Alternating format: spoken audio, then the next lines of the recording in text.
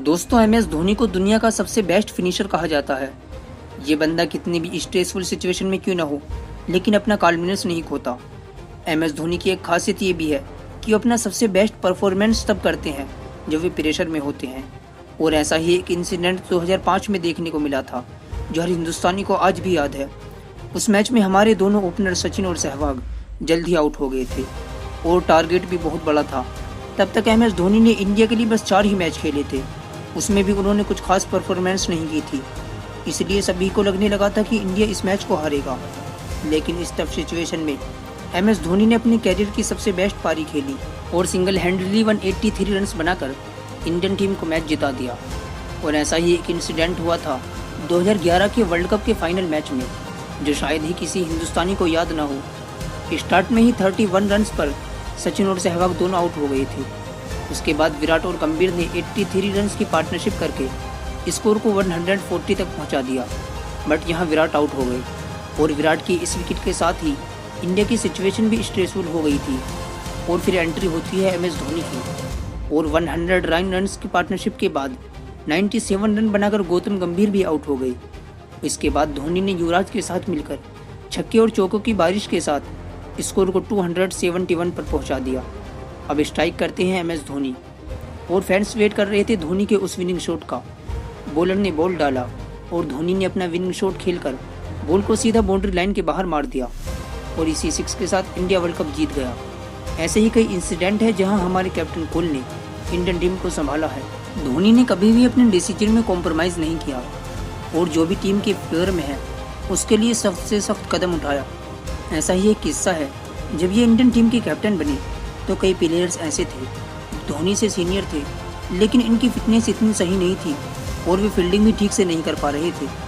तो धोनी ने उन सबको ड्रॉप करने का फैसला किया। धोनी ने जब ये बात बोर्ड मेंबर्स को बताई तो कोई भी ऐसा मेंबर्स नहीं था जो इनके डिसीजन से एग्री हो। लेकिन ये बंदा अपने डिसीजन पर डटा रहा और बोर्ड मेंबर से कहा, यदि आप मुझे अपनी टीम सेलेक्ट नहीं करने दे सकते तो मुझे कैप्टनसी भी नहीं चाहिए। आखिरकार बोर्ड मेंबर्स को धोनी की ये बात माननी पड़ी और 2011 का वर्ल्ड कप जीतकर उन्होंने ये साबित कर दिया कि उनका डिसीजन सही था। धोनी को बचपन से ही स्पोर्ट का शौक था और वो पढ़ाई में भी बहुत अच्छे थे। एक वक्त तो ऐसा भी था जब धोनी फुटबॉल व क्रिकेट दोनों के डिस्ट्रिक्ट टीम में खेल रहे थे और दोनों जगह काफ़ी अच्छा परफॉर्मेंस भी कर रहे थे। वक्त के साथ साथ धोनी क्रिकेट के लिए बहुत ज़्यादा सीरियस होते चले गए। दिन रात अपनी परफॉर्मेंस को इम्प्रूव करने के लिए मेहनत करने लगे और धीरे धीरे इनका परफॉर्मेंस बेहतर से और बेहतर होता चला गया। धोनी के बेहतरीन परफॉर्मेंस के कारण इन्हें वानी मानकर ट्रॉफी के लिए भी चुना गया। वहाँ उन्होंने बहुत तगड़ा परफॉर्मेंस किया। इसके बाद धोनी अंडर 19 स्टेट टीम के रेगुलर प्लेयर बन गए। लेकिन इनकी लाइफ में टर्निंग पॉइंट तब आया जब इतनी मेहनत के बावजूद भी ये अंडर 19 वर्ल्ड कप टीम के लिए सिलेक्ट नहीं हो पाए। दोस्तों, यहाँ से शुरू हुआ धोनी का एक्चुअल स्ट्रगल पॉइंट। अपने पिता के कहने पर उन्हें रेलवे में टिकट कलेक्टर की जॉब भी करनी पड़ी, जहाँ उन्हें दिन भर काम और प्रैक्टिस करनी पड़ती थी। और ऐसे मुश्किल हालात में भी धोनी ने उम्मीद नहीं छोड़ी। वे हर साल नेशनल के ट्रायल्स दिया करते थे, लेकिन बदकिस्मती से वो हर बार रिजेक्ट हो जाते थे। ये स्ट्रगल 3 साल तक ऐसे ही चलता रहा। पर कहते हैं ना कि कामयाबी तुम्हारे आगे तब तक नहीं झुकती जब तक उसे पाने के लिए तुम्हारे अंदर वो जिद नहीं आ जाती। और फिर धोनी ने डिसीजन लिया कि वो अपनी टिकट कलेक्टर की जॉब छोड़कर अपना सारा फोकस मास्टर की टीम में सिलेक्ट होने पर लगा देंगे।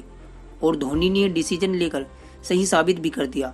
और उसके बाद एम एस धोनी 1 साल के अंदर ही इंडियन टीम में सिलेक्ट हो गए और यहाँ भी इनका स्ट्रगल खत्म नहीं हुआ। अपने पहले 4 मैचों में धोनी का स्कोर 22 रन्स था। इसके बाद उन्हें यह भी पता नहीं था कि अगले मैच में उन्हें चांस मिलेगा भी या नहीं, और तब तक उन्हें कोई जानता भी नहीं था। बट पाकिस्तान के खिलाफ अपने 5वें मैच में नाबाद 183 रन्स बनाकर दुनिया को अपनी पहचान करा दी कि एम एस धोनी कौन है। धोनी एक सक्सेसफुल क्रिकेटर होने के साथ साथ एक सक्सेसफुल कैप्टन भी है। आज एम एस धोनी दुनिया के सबसे बड़े सेलिब्रिटीज में से एक हैं और वो 100 से भी ज़्यादा ब्रांड्स के ब्रांड एम्बेसडर भी रह चुके हैं। धोनी के ब्रांड्स वैल्यू का अंदाजा आप इस बात से भी लगा सकते हैं कि एक ब्रांड इन्वेस्टमेंट के लिए धोनी 14 करोड़ रुपीज़ चार्ज करते हैं। धोनी की लाइफ का एक ऐसा टाइम था जब उन्होंने अपने 3 महीने का स्टाइपेंड सेव करके अपनी पहली बाइक ली थी।